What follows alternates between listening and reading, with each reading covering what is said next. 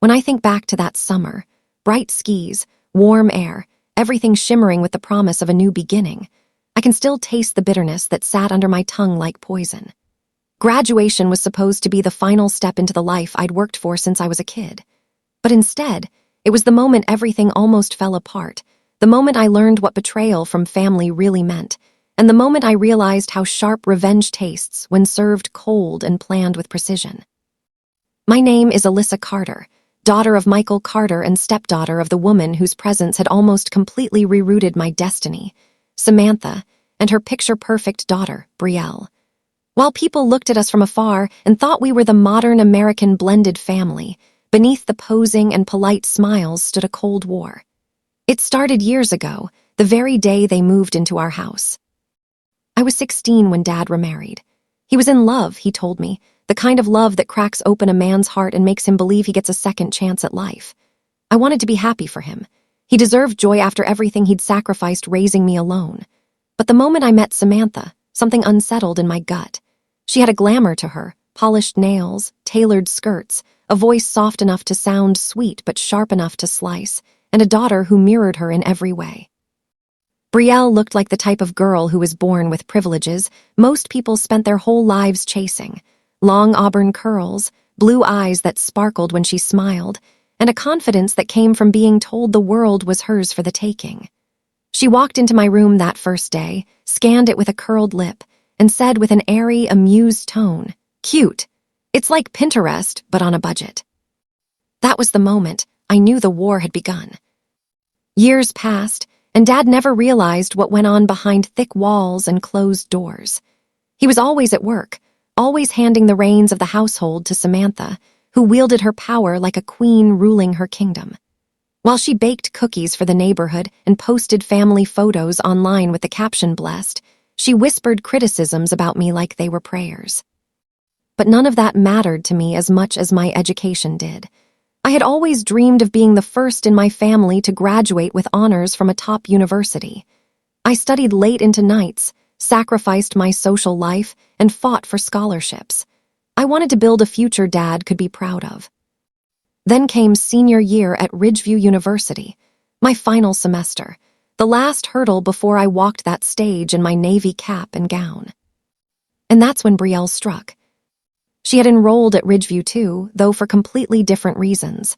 I went for academics. She went because all her high school friends were there, and she wanted to be socially relevant.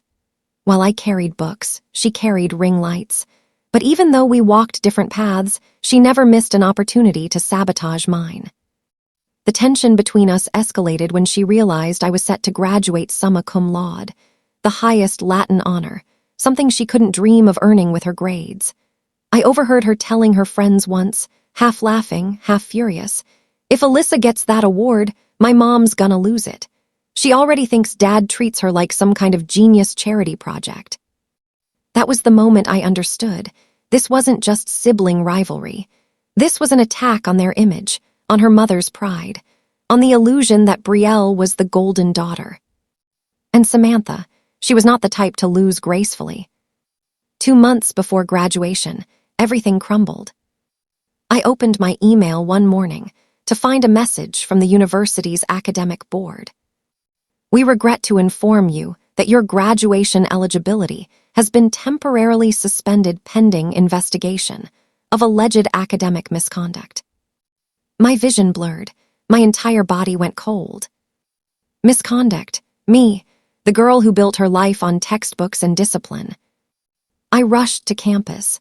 I demanded answers, and what they showed me felt like a nightmare I couldn't wake up from. My final thesis, my capstone research project worth a massive portion of my grade, had been flagged for plagiarism.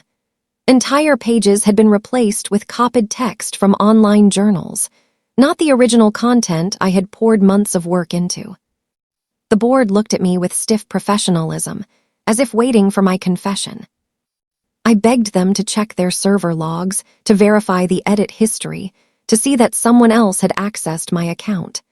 They promised an investigation, but told me I would not be allowed to walk at graduation until things were resolved.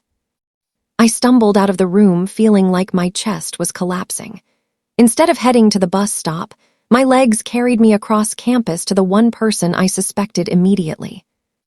When I reached the arts quad, I saw Brielle sitting with her friends, laughing, sipping iced coffee like the world belonged to her.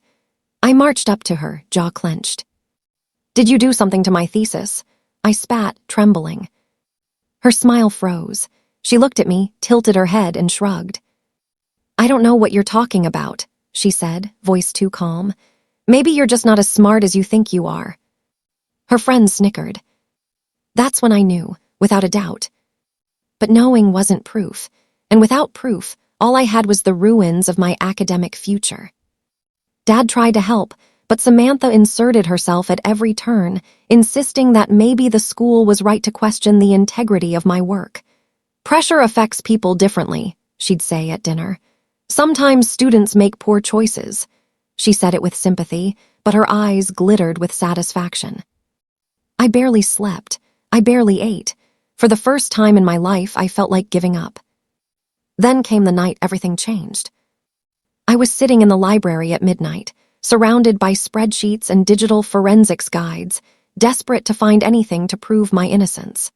I had spent days teaching myself about metadata, access logs, cloud sync irregularities, things normal students never had to learn. Then suddenly, a notification popped onto my laptop. "Your file, Capstone Research Final, DocX, was edited on April 12 at 2:13 a.m. from device. MacBook Pro, Brielle M." I froze. My hands shook. It was as if the universe had opened a door I had been banging on for weeks. I clicked the details. The file had been synced through my cloud account because, months earlier, Dad had asked me to help Brielle set up her new MacBook. I had logged into my cloud drive to transfer photos, forgetting to sign out. That was her opening, and she took it. I printed screenshots. I downloaded logs. I organized every timestamp, every IP address, every access signature. But revenge, real revenge, isn't just about proving someone wrong. It's about exposing them at the exact moment they think they've won. I didn't rush to the university. I waited. I watched. I listened. And I learned that Brielle had been accepted into a prestigious internship program, one Samantha had bragged about to everyone in our neighborhood. The acceptance email had arrived just days earlier. They were planning a party. Perfect. The night of the celebration, the backyard was lit with string lights, the grass scented with grilled steak, and soft music drifted from the speakers. Guests filled the patio as Samantha made toasts about hard work and family achievements.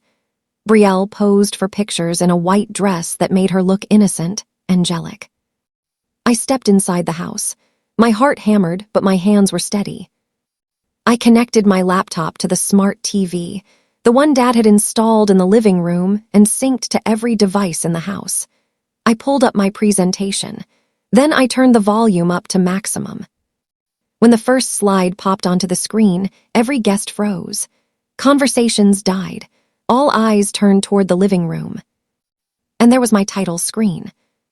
The truth about my thesis, and who really tried to destroy my future. Samantha's wine glass slipped from her hand, shattering on the tile. Dad looked at me with confusion, then worry. Brielle's smile evaporated, her face draining pale. Before anyone could move, the second slide appeared, featuring the CloudSync timestamps linking her device to the edits.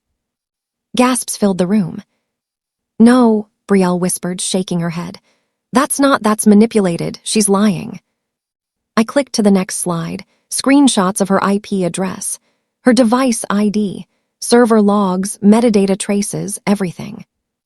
Then audio recordings. Because 2 days earlier, I had cornered her in the hallway at home, pretending to be defeated, pretending to plead. "Why'd you do it?" I had asked her softly, fishing. She had scoffed, thinking she had already won.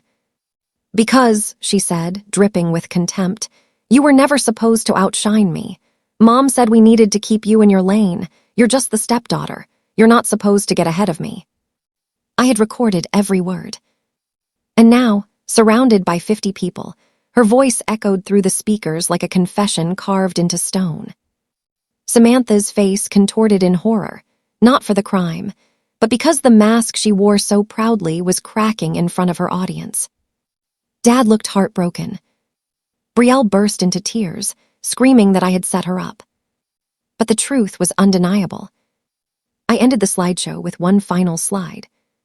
I will be meeting with the university's academic board tomorrow at 9 a.m. with this evidence. Thank you. And then I walked out. The next morning, the board reinstated my graduation eligibility. They apologized. They cleared my record. They notified Brielle's department of her misconduct, which led to the immediate withdrawal of her internship offer. Samantha tried to spin the story, but there was no salvaging it. Our community knew the truth. Her perfect image shattered like the wine glass she dropped. Dad was devastated, not at me, but at the realization he'd been blind for years. Within months, he filed for separation. The household shifted. Brielle moved in with her aunt. Samantha left town to avoid humiliation. As for me, I walked across that stage in my cap and gown, summa cum laude, as the auditorium roared with applause. My life didn't end in betrayal. It began with revenge. And even now, whenever I pass my diploma hanging on my wall, I smile, not because of the achievement, but because of the reminder that even when the people closest to you try to bury you, you can rise back up and make them watch.